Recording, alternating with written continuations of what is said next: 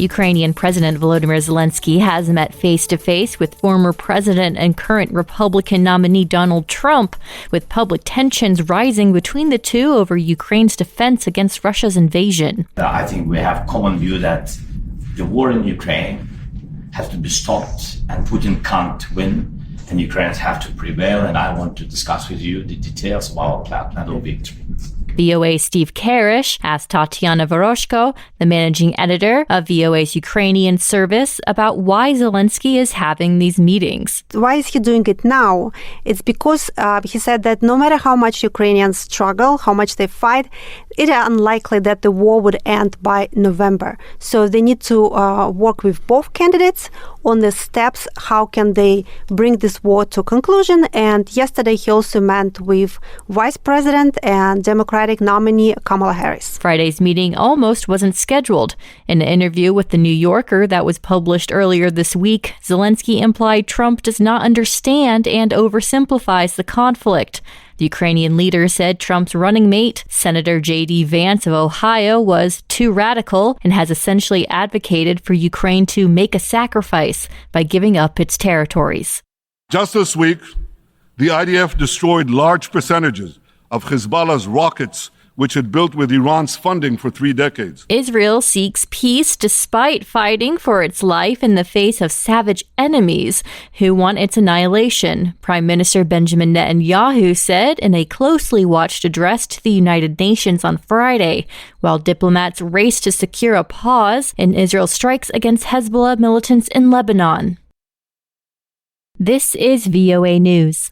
The United States government said on Friday it filed criminal charges against 3 members of Iran's Islamic Revolutionary Guard Corps for hacking attempts aimed at disrupting the U.S. presidential election.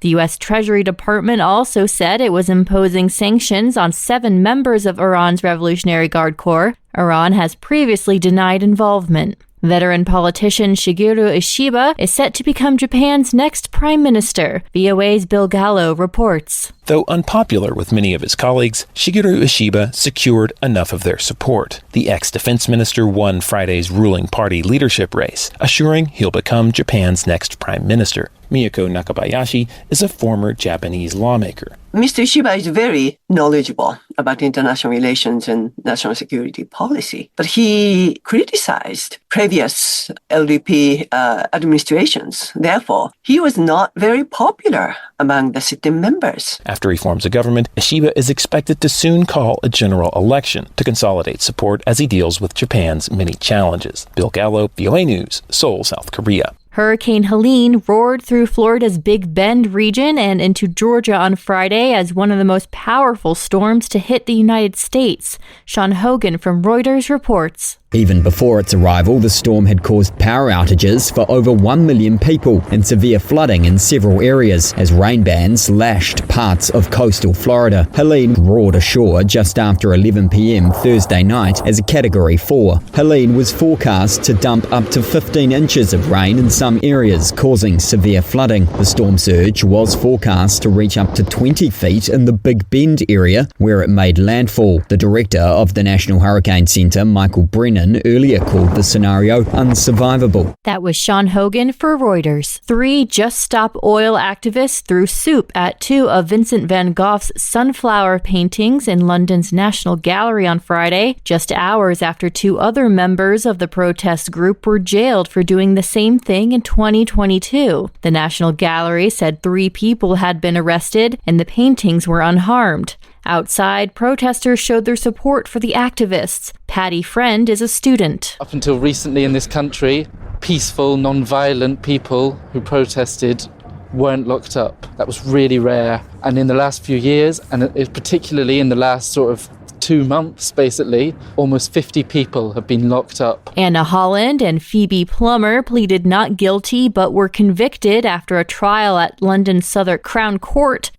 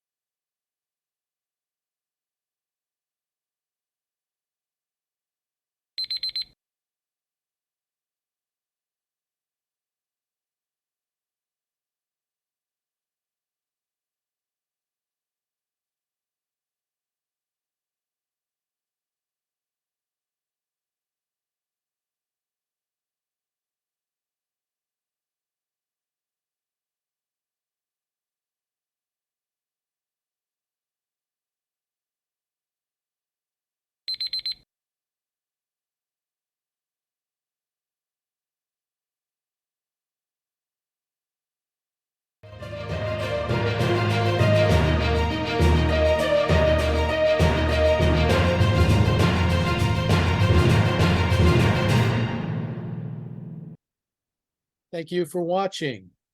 Can you do me a favor? Please leave a comment in the comment section below. That would really help.